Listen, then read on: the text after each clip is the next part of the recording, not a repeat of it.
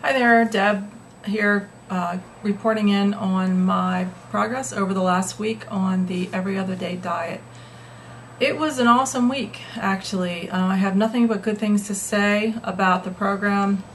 I was a little leery at first, thinking it might have been a little strict or not enough food is what mostly I was concerned about, but it's been an amazing week. I actually had many days where I felt like I couldn't possibly eat another bite, which is not really a good feeling in itself.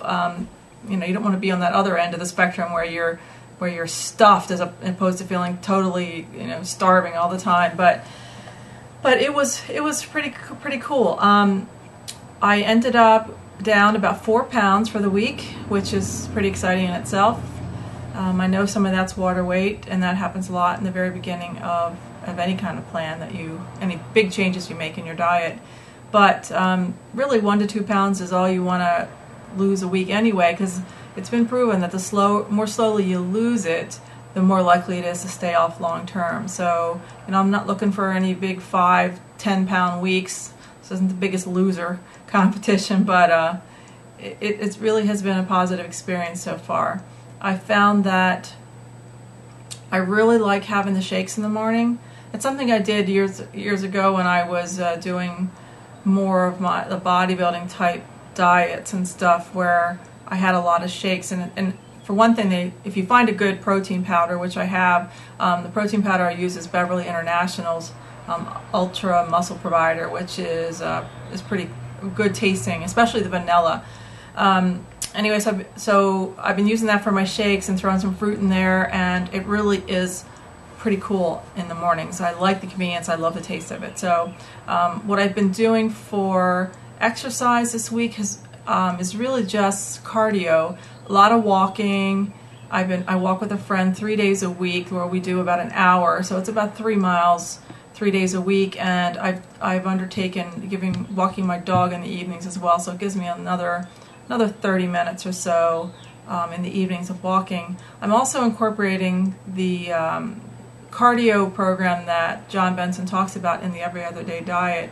It doesn't give a lot of details about it, but I guess there were studies done about doing a very shortened version of cardio, that it's basically a 9-minute program. It's 3-minute warm up, 3-minute intense, getting your heart rate up to 85-90% of your max heart rate, and then a 3-minute cool down. And who can't spare 9 minutes? I mean, come on, there's no excuse for it. So I've been doing that this week as well. It hasn't been every day, but a couple times this week in addition to the walking. So that's working out pretty well. I'm also looking into more of his the weight training program, which I will be starting this week. As I've mentioned before, you build muscle through weight training and weight resistance, and muscle pound for pound burns more calories at rest than fat. Well, fat doesn't do anything, does it, except hang there and look bad. But anyway, so I'm going to be reporting a little bit more on that program as well, once I understand the ins and outs of it a little bit more, because it's a very intense program. It's called 7-minute muscle, which means you're going in there and you're working intensely for 7 minutes on one particular muscle group. So I think I'm really looking forward to that. So I'll give you some more information about that as soon as I can be more intelligent in speaking about it.